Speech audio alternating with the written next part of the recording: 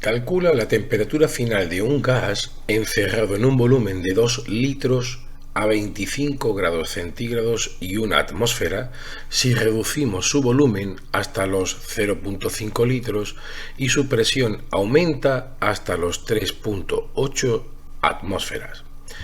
Fíjate que tenemos un problema en el cual vamos a trabajar sobre gases. Nos dicen que ese gas está encerrado en un recipiente, por lo tanto estamos en disposición de poder calcular las leyes de los gases. Ahora bien, como siempre es buena idea primero extraer los datos del enunciado, y eso es la primera parte que vamos a hacer ahora. Fíjate que los datos que tenemos serían los siguientes. Por un lado, la temperatura inicial, que nos han dicho que son 25 grados centígrados, pero recuerda que es muy importante que cuando trabajas con las leyes de los gases es necesario que la temperatura esté en escala absoluta. ¿Cómo consigues eso? Pues es tan simple como sumar 273, como ves aquí, a la temperatura en escala centígrada que te han dado. De esta manera tendrías el valor en la escala absoluta, que son 298 Kelvin. La presión inicial, la vamos a llamar también, en este caso P1, sería una atmósfera, y el volumen inicial en el recipiente nos han dicho que eran 2 litros.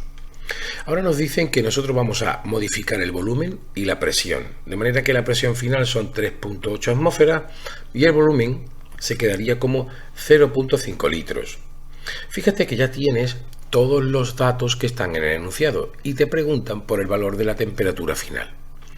Dicho de otra manera, fíjate que tienes las tres variables termodinámicas, temperatura, presión y volumen, que varían a la vez en tu problema. Por lo tanto, no puedes aplicar las leyes de los gases en las cuales manteníamos constante alguna de las tres variables, ya fuera la ley de Boyle, la de Charles o la de Gay-Lussac. ¿Cuál tendremos entonces que aplicar? Pues la que conjuga el cambio en las tres variables, que esa es la que llamamos la ecuación de estado de los gases. Así que, como puedes ver, vamos a tener que aplicar esta otra ecuación. ¿Y qué nos decía esta ecuación? Esta ecuación básicamente nos decía que el producto de la presión por el volumen dividido por la temperatura de un sistema gaseoso cerrado, esto es importante, se mantenía constante. ¿Y esto matemáticamente cómo se puede expresar? Bueno, pues lo tienes aquí. Fíjate que sería el producto de P1 por V1, siendo el subíndice 1 el estado, digamos, en un momento determinado, ¿verdad? Dividido por T1, ese cociente tiene que ser siempre el mismo valor. Es decir, lo podríamos poner también como que es igual a un P2 por V2 partido por T2.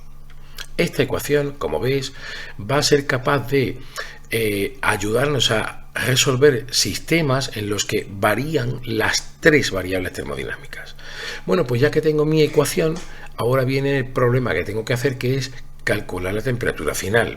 Y aquí recuerda que hay como un pequeño truco.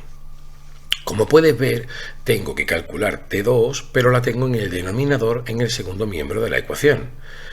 ¿Cuál puede ser el truco para simplificarme esto un poco? Recuerda que como son dos fracciones en ambos miembros, podrías darle la vuelta a las dos fracciones, de manera que lo podrías escribir como ves aquí. T1 partido por P1 por V1 igual a T2 partido por P2 por V2. Simplemente damos la vuelta a cada una de las fracciones, como lo hacemos en los dos miembros, y solo tenemos, digamos, productos y cocientes, el resultado es exactamente el mismo.